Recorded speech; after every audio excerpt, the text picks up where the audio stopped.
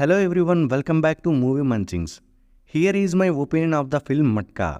ఒక స్లమ్ కుర్రోడి మట్కా సామ్రాజ్యాన్ని ఎలా స్థాపించాడు అనేది basic story outline. Overall movie చూసుకుంటే నాకు యావరేజ్ వాచ్ అనిపించింది. రెగ్యులర్ స్టోరీ అయినప్పటికీ పర్ఫార్మెన్సెస్, సెటప్ అండ్ టాకింగ్ వల్ల మూవీ కొంచెం ఇంట్రెస్టింగ్గానే అనిపించింది. ఇంకొంచెం డీప్గా మాట్లాడుకునే ముందు మన ఛానల్కి మీరు కొత్తగా వచ్చినట్లయితే సబ్స్క్రైబ్ చేసుకుని బెల్ని ఆన్లో పెట్టుకోండి. వీడియో ఫుల్ వరకు చూసి నచ్చితే లైక్ చేయండి. ఇదొక commercial drama. Vizag slum area కుర్రాడి కథ.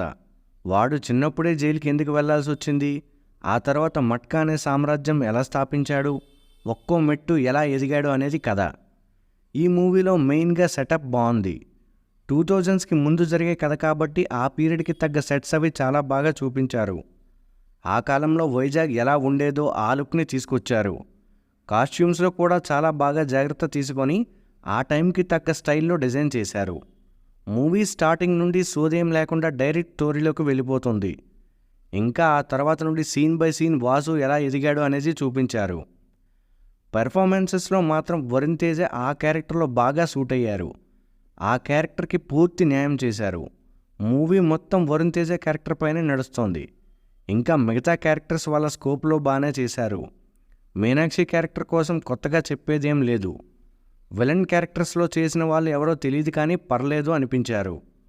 మూవీ మొత్తంలో ఇదిరా సీన్ అంటే, ఇదిరా షాట్ అంటే అని ఎక్కడా అనిపించలేదు. కానీ బోర్ అయితే ఎక్కడే కొట్టలేదు మూవీ. సాంగ్స్ అంతగా ఏం ఎక్కలేదు కానీ బీజిఎం మాత్రం ప్రతి సీన్కి యాప్ట్ అయింది. నచ్చింది బీజిఎం. జీవి ప్రకాష్ అదరగొట్టేశాడు. మీరు కనుక మూవీ చూసుంటే ఎలా అనిపించిందో కామెంట్స్లో చెప్పండి. ఈ వీడియో ఎంతవరకు చూసినందుకు థ్యాంక్ యూ. నచ్చితే లైక్ చేసి మీ ఫ్రెండ్స్ అండ్ ఫ్యామిలీకి షేర్ చేయండి. మన ఛానల్ని సబ్స్క్రైబ్ చేసుకుని బెల్ని ఆన్లో పెట్టుకోండి. ఇంకో వీడియోలో కలుద్దాం.